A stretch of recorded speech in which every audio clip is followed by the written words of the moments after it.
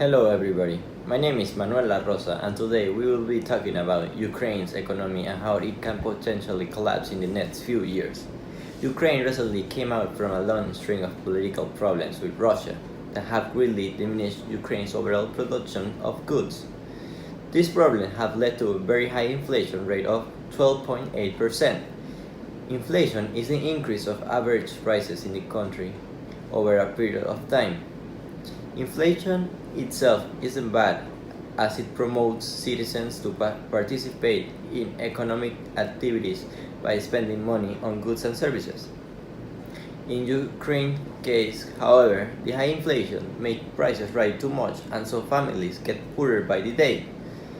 This kills economic progress as families now need to use more of their income for basic needs. Since inflation is high, workers are going to demand higher salaries to keep up with inflation. This causes firms to fire workers, meaning that the level of unemployment goes up. This is currently happening in Ukraine, meaning that the level of unemployment is constantly getting higher. To help explain this whole situation, we have here the economic professor of the University of Wakanda, Thomas Turbao. Tell us a bit about this issue of inflation. Well, hi Manuel. Like you said, inflation makes prices higher during a period of time, meaning that salaries have to be adjusted to keep up with inflation. You talked about it here, but the inflation in Ukraine is making firms release workers, meaning that the workforce constantly gets smaller. As the workers get fired from their jobs, and as the unemployment rate goes up, citizens cannot earn enough money to have high disposable incomes. This means that now regular citizens cannot spend large chunks of their income in certain goods, meaning that those producers now have a lower demand for their product, eventually making those firms cut down on workers. This explains why their unemployment rate is so high in Ukraine. Let's make the distinction, however, that being unemployed does not mean not having a job.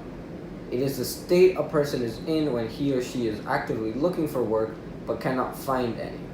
Although this definition is not the greatest, it does shed some light on how to analyze how unemployment and inflation relate in Ukraine's economy.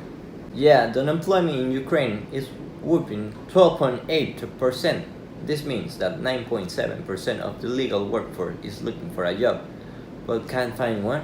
What are the implications of this, Professor Turbao? Well, the unemployment in Ukraine is abnormally high, and it is definitely a cause for concern. There's three types of unemployment, but the one Ukraine suffers the most from is what's known as structural unemployment. This is a type of unemployment based on big changes to how the economy works. This can be seen in Ukraine when it passed from a communist economy to a capitalist economy. This pushed a lot of people with stable jobs back into the unemployment cycle. Structural changes like this have happened because of both inflation and a drop in production of goods. This is very bad because citizens have to use more money for their basic needs, but they are unemployed, so achieving their basic needs is a struggle. This drives other firms out of business and puts Ukraine in what's known as stagflation. Stagflation is when both inflation and unemployment in a country are going up. The real danger with stagflation is that it could lead a country into a cycle that is consistent and devastating to the economy. This cycle increases the inflation and unemployment, and it is appropriately called inflationary spiral. The Ukraine government has done a good job steering away from such disastrous circumstances, but if they do not resolve the issues they have with Russia, then they are going to have a hard time staying out of the spiral. Now, this all makes sense, but why is the economy still growing? Ukraine is growing at a 2% annual rate, and according to what you say, the country should be shrinking. You're right, the economy is still growing, but this is because of what's known as the business cycle. As you can see, a country's economy goes through a cycle, and ideally the linear line that goes right through the middle indicates the long-term economic growth.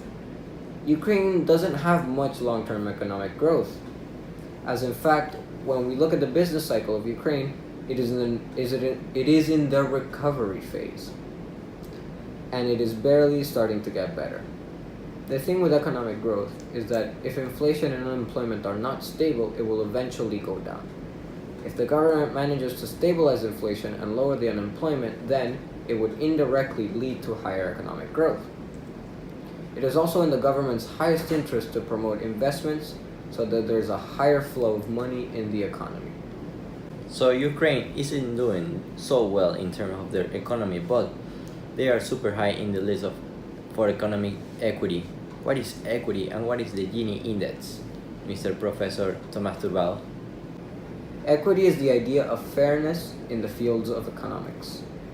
This means that the distribution of wealth in a country is very fair. Everyone gets what they're supposed to. This makes sense in the context of Ukraine because they're coming out of a communist system. In regards to the Gini index, it is the numerical value that shows how equal a country's wealth distribution is. This graph is the Lorenz curve, which uses the Gini index to graph the curve.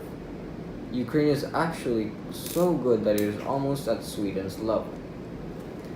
Ukraine can be congratulated for this. Thank you so much, Professor Tomás Turbal. It can be stated then that Ukraine is on the brink of terrible economic catastrophe, but if the government puts its attention on stabilizing the inflation and lowering its unemployment, then they will be able to dodge this and start to experience long-term economic growth.